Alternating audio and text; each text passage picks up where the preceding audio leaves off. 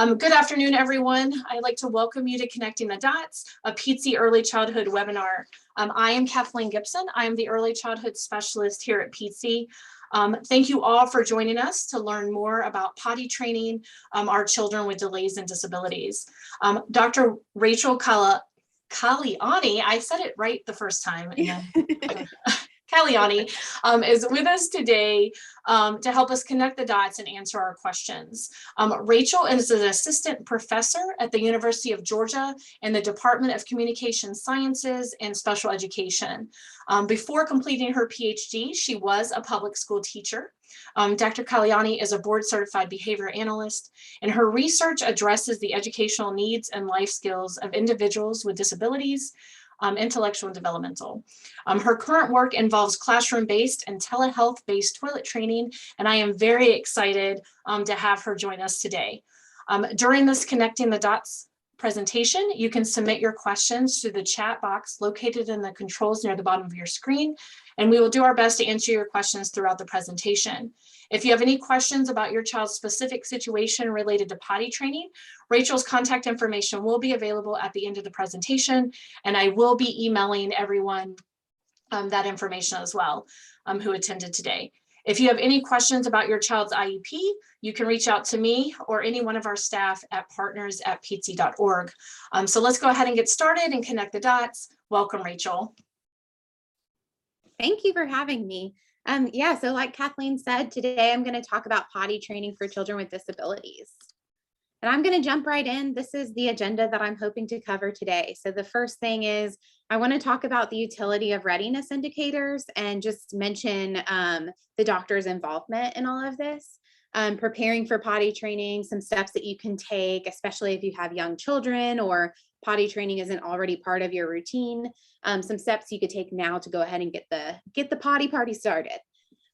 Working towards independence, so thinking about communication and long-term generalization and maintenance of these skills. And then I'm going to talk a little bit about the intensive toilet training procedures that I use in my research and provide you with some resources as well. So a little bit about my story, kind of where this interest started. So no one thinks I'm too much of a weirdo for my line of research being toilet training, because my parents still laugh at me. I was a classroom teacher for a couple of years, and all of the students in my first classroom that I ever taught in still wore diapers. They were 3rd through 5th graders. And we worked day in and day out. What I thought I was doing was potty training. And now I realize that it really wasn't intensive enough to be meaningful for them. They were still wearing diapers during this time. We were taking them to the restroom regularly. We were providing them great things if they went on the toilet. But I didn't have a good understanding of the research behind potty training or toilet training. And then, of course, I have some personal experiences with toilet training. I have a young child, and you can imagine that by saying that my research interest is toilet training, I was pressed to get toilet training done and started early on. And so we did some toilet training at home. And so I've shed the tears that come with toilet training and kind of lived that experience as well. And I know everyone's experience is different, but I do want to say the personal experience, because some of the pictures in this slide deck will include a picture of my son. It's kind of weird to have other pictures of other kids around the toilet, but I don't want you to have to look at me the whole time. So you'll see some pictures of him popping up along the way. So how it's going. Since I started this position as assistant professor, I become interested in classroom-based toilet training. And what I see that as is we have this amazing time with our students. And if we can work on intensive toilet training in the classroom, we're really capitalizing on the time that we have with our students, the supports we have in place, the ability to give them our undivided attention. I'm, in the process of securing some grant funding to get this work to be a larger reach. And some work that we're working on right now is telehealth and camp-based projects. And I can talk more about that as time goes on, as we go through these slides. So I just want to cover some common language within the context of toilet training, because as you're out there, looking at books or maybe articles or, press releases or whatever it is, you might see some of these words. So you have continence and incontinence. Incontinence is that lack of voluntary control over urination. And then continence is when you're in control, right? So the goal is continence. We have diurnal and nocturnal.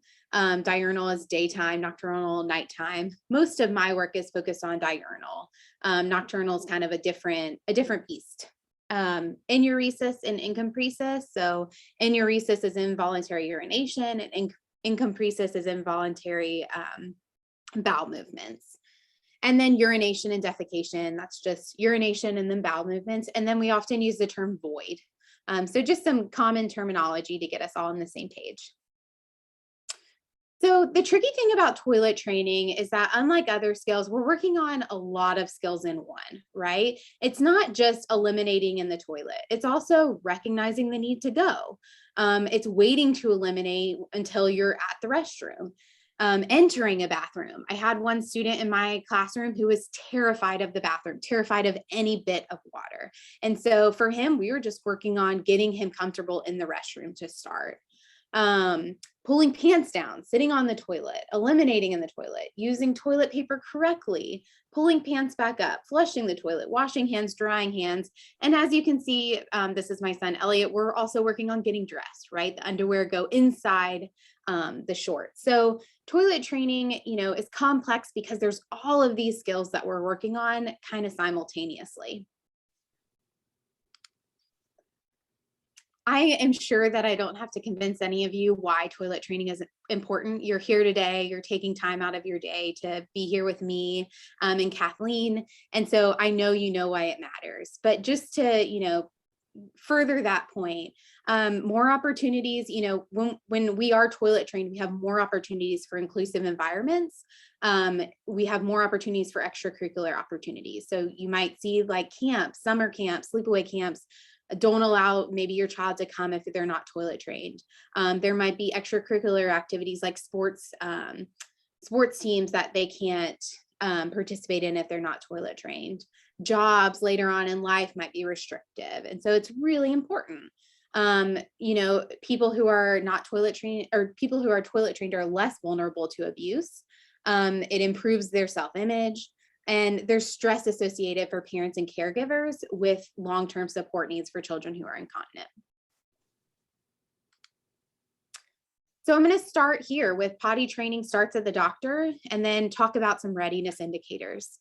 The reason why I want to start here is because as I was taking this journey myself as a parent, I read all the books, right? I went on all the websites, read all the things, and kept seeing different things in different books. One book would say, oh, they need to be telling you that they need to use the restroom.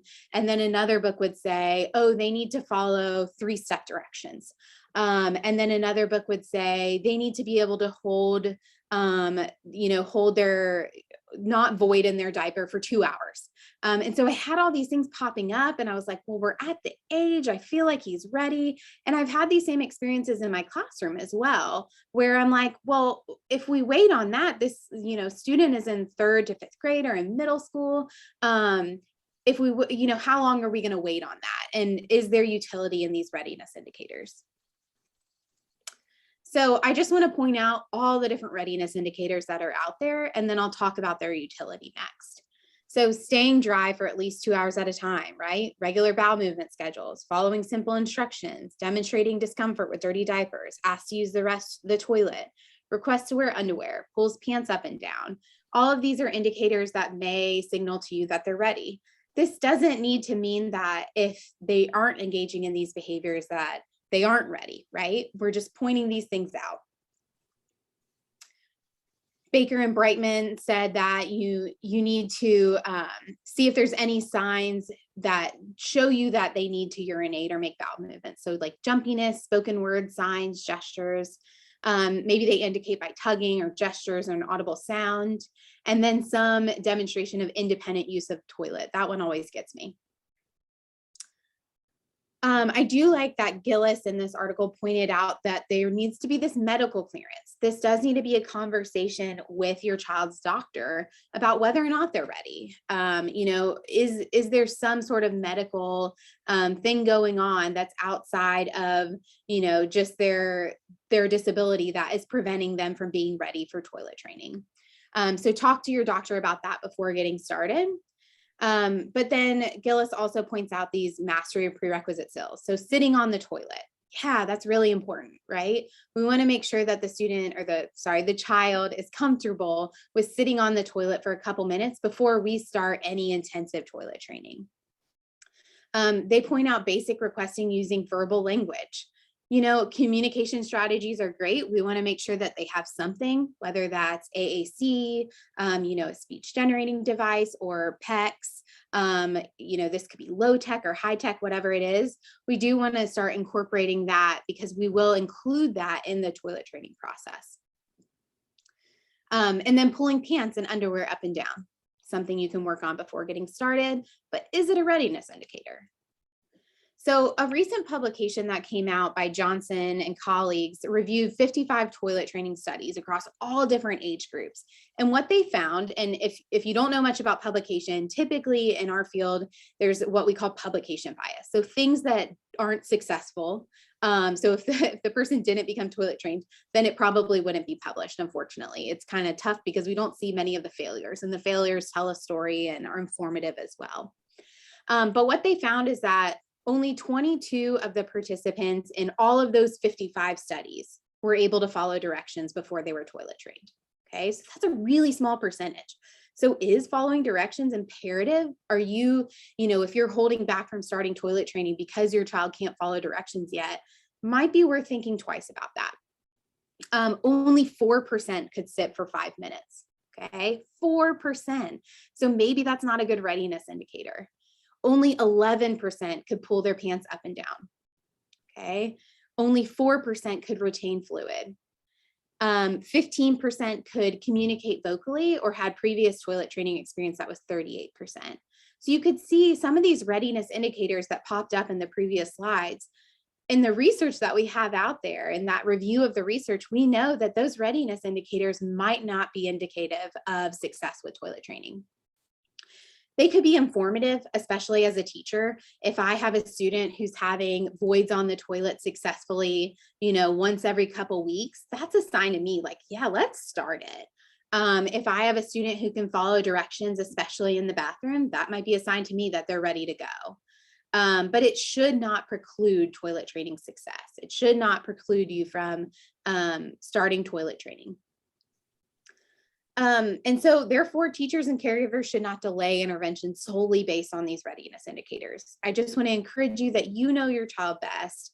You know what you can handle. You know the time in your life that you're in, the season that you're in. And, if this summer is a great time to do it, then get after it. Don't hold back based on the readiness indicators that are commonly found in books and just resources that are out there. So in my own experience and in my own research, we found that there was success with toilet training when our participants could not follow multi-step directions. So the participants in our research could not follow multi-step directions, but they were still successful. They had no evidence of remaining dry for long periods of time because diapers impact this, and I'll talk about that later. There were no requests to use the toilet or demonstrated discomfort with soiled diapers. There were no obvious signs they needed to go, and there was no previous experience with on-toilet voids. In the study that we conducted a couple years ago, pre-COVID, I can use single case design. So we have a small sample of students because there's so few students that look like them. And so we have 4 students in this study, and all 4 were toilet trained despite all of these what might seem as limitations. Without any of these readiness indicators, they were still successful. Okay, so how can, if we know we want to get to this end goal of toilet training, and maybe that's going to include some intensive toilet training, what I call intensive toilet training, what can I do right now on my day-to-day? I know as a parent that sometimes you just have to commit to one thing at a time, right? This didn't occur to me until I took some physical therapy and occupational therapy on my own in life and realized if this isn't already part of my routine, if I can't work it into my routine, it's probably not going to get done, because life is too hectic already. I'm already pressed for time. And so my thought here is that if you could pick up one or two things that you could just go ahead and incorporate into your day, that might help you get started with toilet training. So start small. Don't commit to doing all these things at one time. One thing that I encourage parents, especially of young kids, to do is just try and get their child to sit on the toilet once, just once throughout the day. What we don't want to happen, which this is the last bullet on this page, what we don't want to happen is the child has no experience with toilet training, no experience with sitting on a toilet, no experience with not wearing diapers, no experience with what toilet paper is, no experience with pulling pants up and down.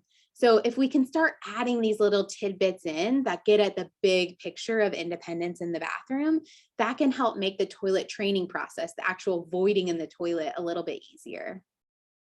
So, what we did to start is we just identified in our classroom sometimes throughout the day that we'd go to the restroom, and rather than just changing our students like we typically did, we'd actually encourage them to sit on the toilet for a minute. There was no pressure, no ropes attached to that or strings attached to that.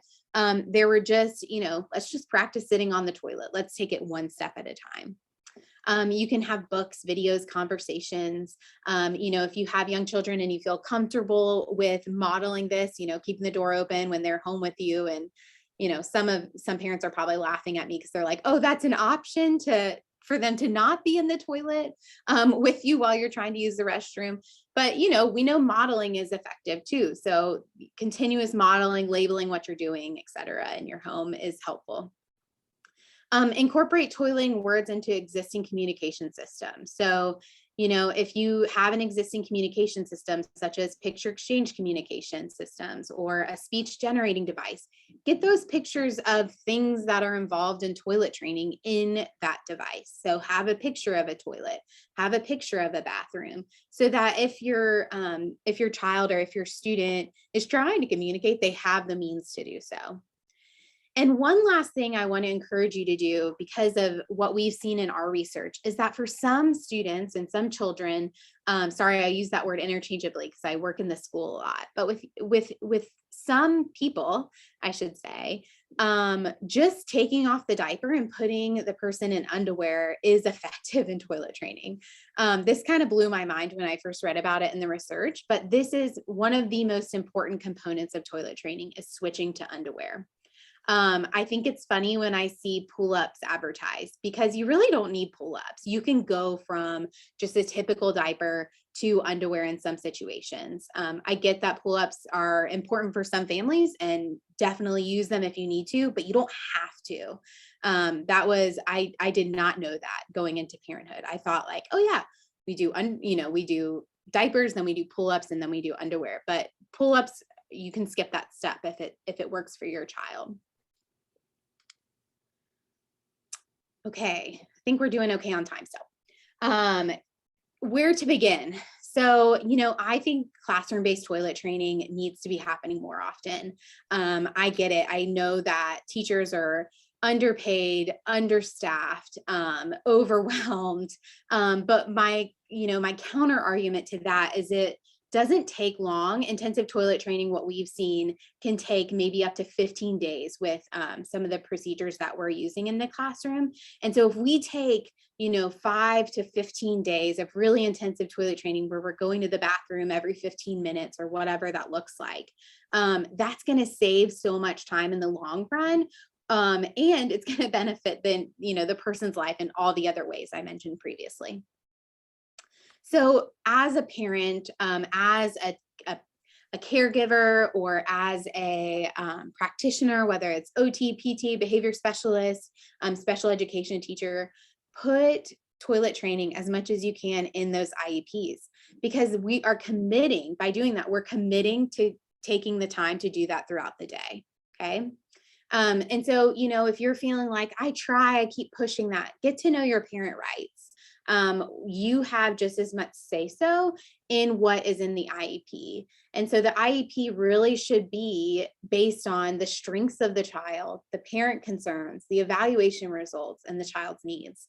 And go into that meeting armored with all the reasons why toilet training is so important.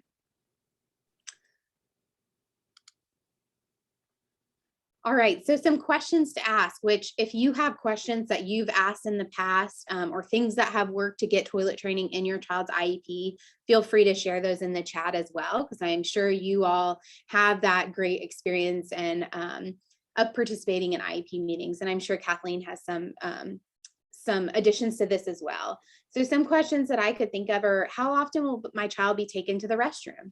Ask this. You may be surprised to hear that they're only being changed a couple times a day or maybe less than that.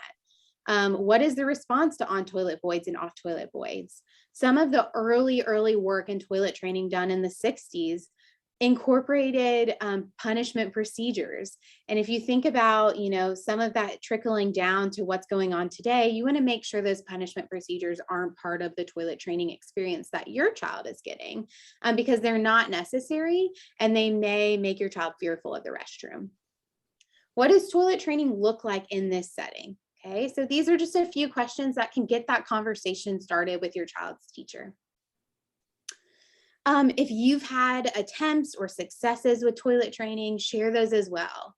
Share those in those IEP meeting. This right here, I will send the link in a minute. It is to a EBIP, which is out of Vanderbilt, a website that has some step-by-step guides. I have a manuscript that's accepted with revisions to Young Exceptional Children, which is a practitioner-friendly journal. And as soon as that comes out, I can send it to Kathleen to hopefully share out. It's kind of a user guide, a step-by-step guide for teachers to implement toilet training in the classroom. The great thing about toilet training at school is that schools can offer this consistency and undivided attention for your child that is really tough to mirror at home. When you're at home, you're trying to prepare meals, you're trying to maybe navigate multiple children, you're doing potentially working from home at the same time. There's so much going on, but when your child's at school, there's consistency, right? And so we can capitalize on that consistency while they're at school. All right, so embedding communication. When we think long-term, we think about young children or even just children in the classroom at all. There's these regularly scheduled trips to the restroom. At home, you might have a timer system, or like before you're going to the store or getting in the car, you take them to the restroom, right? So you go ahead and plan for that. But one day you want your child to just go to the restroom on their own when they need to, if it's safe to do so. You want them to initiate needing to go to the restroom if they need to do so. Say you're at a restaurant and you're sitting in a booth and they're on the inside. You want them to be able to initiate to you that they need to go to the restroom or let you know. And so it's important that we work on communication training alongside toilet training. And I had a slide, but it's gone. But what that looks like is just you know what? It's at the end. So I'll talk about that at the end. Sorry, got tripped up there. So I'll talk about what that process looks like. Okay, so switching gears to some intensive toilet training practices. So you have probably seen different approaches to toilet training. There's elimination-based, which is just sitting when voids are likely to happen. So maybe you notice that your child has an accident in their diaper, or not an accident, but they void in their diaper, every day at 9:30 a.m. And you say, okay, well, I'm going to take them at 9:15 every day to try to catch that accident. So that is one approach to toilet training. The approach that I'm going to focus on today is progressive sitting schedules. And this is where the time in between sits increases after on-toilet voids. So this is a lot on this screen, but interval toilet training is where it's the same thing as progressive sitting schedules. So it's where we have this fixed set of time. So in my work, we typically start with taking the child to the restroom every 15 minutes. We take them every 15 minutes to start. And as soon as they have an on-toilet void, we bump that time up. We try to get them to sit on the toilet for anywhere between 1 and 5 minutes. And I'll talk about what that looks like. The reason, so if you're familiar with really the really old work of toilet training with Fox and Azarin, that work was rapid toilet training, and this is where the child sat on the toilet until a targeted void occurred, so until they went in the toilet, and then they got a short break, and then they sat on the toilet again until a void occurred. This is from a Frank article, but it kind of compares the strengths and potential limitations of both. But one thing that is really stands out to me is that there's relatively brief interruptions of instruction. And so at home, that means relatively brief interruptions of your work and your, concentration on other tasks that are going on in the home with interval toilet training. Whereas rapid, you're just sitting in there for the long haul. So I do encourage interval toilet training, one, because it's effective, and two, because it disrupts less of life. Okay, so like I said, for progressive sitting schedule, this is where the child sits on the toilet every 15 to 20 minutes. So that's where you start. And then the child sits there for 1 to 5 minutes. If they'll sit for 5 minutes, that's great. If you can't keep them there for more than 2, which was similar to a lot of the students I've worked with, that's fine too. We want to just sit there as long as we can to try to catch that void. Or if they, have a void at 2 minutes, then of course they get off the toilet then and get back to the regular day. Once they have that on toilet void, the time increases by 5 minutes. And so this is a little chart that I've created as part of that manuscript that I'm working on. So, we start at 15 minutes. If there's a void on the toilet, we increase to 20. If there's no void, we stay at 15. And then as you start moving, if you have multiple accidents, you can decrease that time. This decrease in time gets really important when you start seeing multiple accidents happening, like at 70 minutes. So say they've reached an hour's worth of time in between trips to the restroom, and now they're continuously having accidents. That might be an indicator to us that the time period just before that is better for your child, right? So I have a child who needs to go to the restroom every 60 minutes because he consumes so much milk and water. It is like wild. And so we know we have to go to the bathroom every 60 minutes. I have friends with kids who their child can, not void for 2 hours. And I've had kids in the classroom who don't have to void for every 2 hours. So it's kind of up to you to decide for your child, them best, how long they could potentially go in between trips to the restroom. Okay, so some other components of toilet training. One is we want to provide this high quality attention while on the toilet. So if you're doing this intensive toilet training, your child's probably going to get pretty sick of being in the toilet pretty quickly. And so we want to make the bathroom like the best place on the planet. So we have tons of puzzles. We have a tractor. We have a flashlight. I think we had a kazoo in there at one point. We have a slinky that we're playing with. We even brought whiteboard markers and we're writing on the shower wall, right? We're just trying to keep him in there as long as we can so we can catch that void and let him know through reinforcement that that's the way to go. Keep doing it. So yeah, bring tons of stuff into the bathroom. You might have to use some Clorox wipes to sanitize everything. Another thing I do want to point out too is that with young children, I get, this is my husband, he's sitting on the stool, but we like to have stools, even those 2-tiered stools with young children, because it is nice to have your feet touching something when you're using the restroom. So I encourage you to get, some of these little toilet seats or the 2-tier stools so that they're able to put their feet down, and the toilet, which is set up for a grown adult, works for them. You can also use the small little potties that you can buy at the store. We had one of those, someone I saw in the chat a little while ago mentioned bowel movements. We had one of those because it took my son in particular a year to figure out how to have a bowel movement on the toilet. But he got really comfortable with it with one of those little potties. So he would have a bowel movement on the little potty and he would pee on the toilet. And that just worked for us for a year. And so, it's okay to have any of those things out there, but it is also fine to just have, your plain old toilet with a little insert and then a stool to help them get up and get down and be comfortable while they're sitting.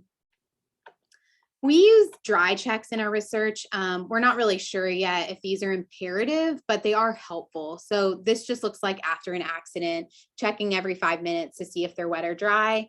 Sometimes you'll see students kind of start to go a little bit and you can catch that and take them to the bathroom really quickly. We encourage fluids and we track this intake. So we're not overly encouraging fluids. For every year of life, this is from Strong for Life, which is an Atlanta-based Children's Healthcare of Atlanta based recommendation. So for every year of life, your child can have 8 ounces of water per day. So you could just multiply, what their age is. Maybe it's 5, then they could have 40 ounces of water a day. So, if it helps to add little drops of some sort of like juice or something like that, do whatever it takes to get that fluid intake increase so that you have more opportunities for on-toilet voids. And then reinforcement.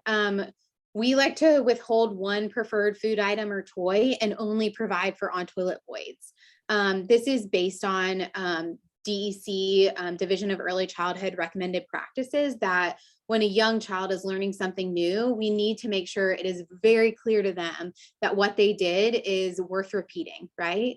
And so we want to make sure that we're signaling to the child, especially a young child, that, yeah, that's amazing, keep doing that.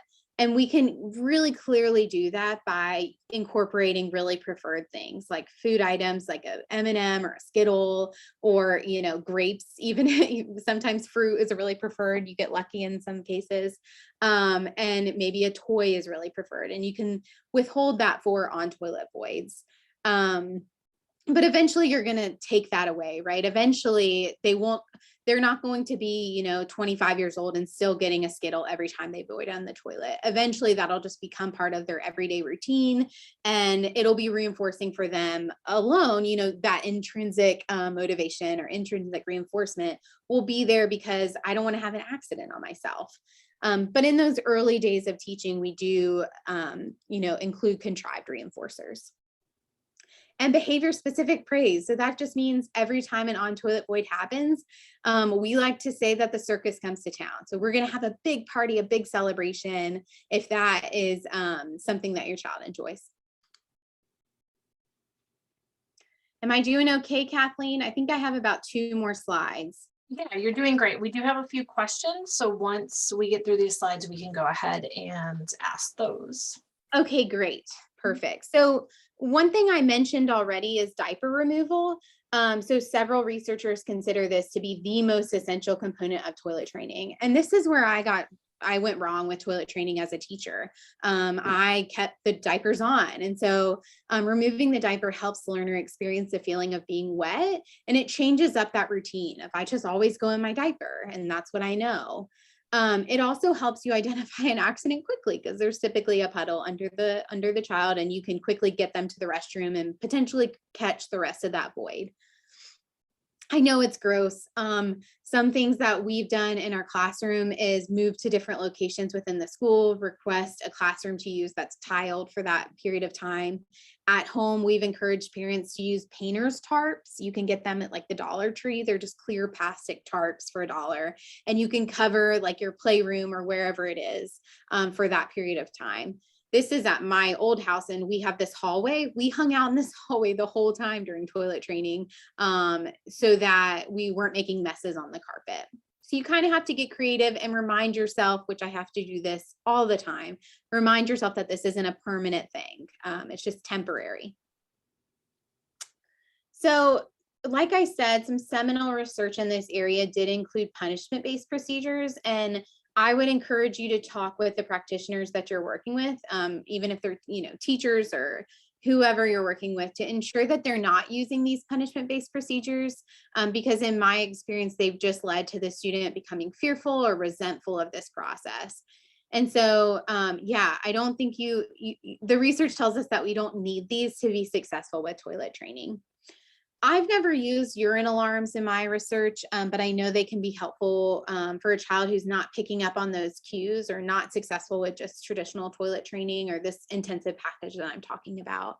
And they can help with bedwetting as well. And then finally, when responding to accidents, we want to take this kind of anti-punishment approach. So we want to change clothing and get back to the activity. And you could say something like, hey, remember next time if you need to go to the restroom, we're going to go on the toilet. But kind of a neutral tone, no reprimands or anything like that. I know sometimes it is frustrating when you're making progress. I was notorious for beating myself up about this when toilet training, especially at home. So you might need to go scream into a pillow or cry, and that's okay. I tell all the parents that I work with via telehealth that I cried the first day of toilet training because I was like, this isn't working. I'm a failure. I had all of that negative self-talk going on in my head. And so I just encourage you, if you start this process, keep going, give it 2 to 3 days. We often don't see a change in that first day with on toilet voids, but try to keep going. Give it 2 or 3 days if you can do it. These are some references I have, and then I just included some pictures. This is us presenting some work at a conference recently, and this is me with Harry Dog at UGA. And here's my email address to reach out if you need it.